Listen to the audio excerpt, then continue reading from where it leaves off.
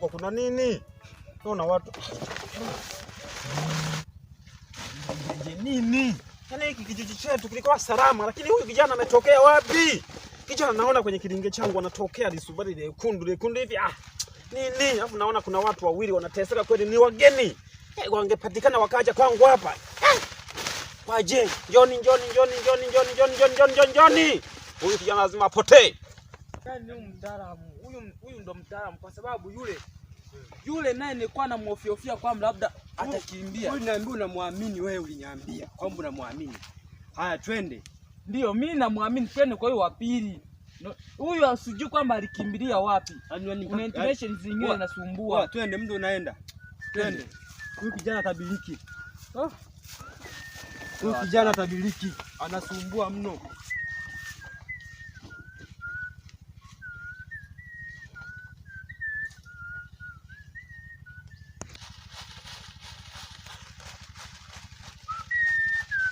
Hodi mganga. Karibu kijana. Njoni, karibu kijana. Asante sana. Njoni kaeni, mnaogopa nini? Kaa. Mbona wewe muoga sana? Hebu kaa hapa kijana.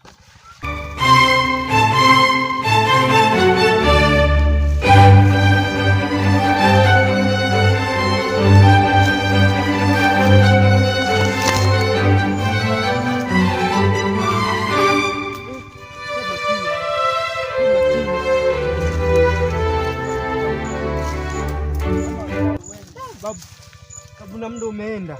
Saa ngapi? Au tu kwenye hili poli? Saa ngapi sasa hivi? Leo tunalala huko poli nyingine miba hii. Au ndio ile lichawi lenyewe eti. Au tunafuata? Kimya hapa. Sasa gani umechanganya? Hii njia hii.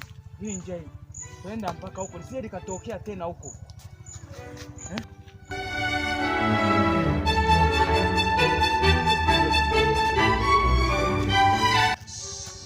Kaze tu. Hili poli hili mimi naliogopa kwa kweli. Naliogopa sasa hili poli la wenyewe. Sasa inabidi tuendelee kwenda.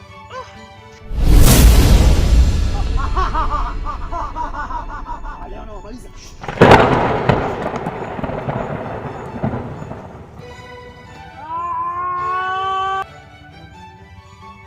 Leo naenda kwangu.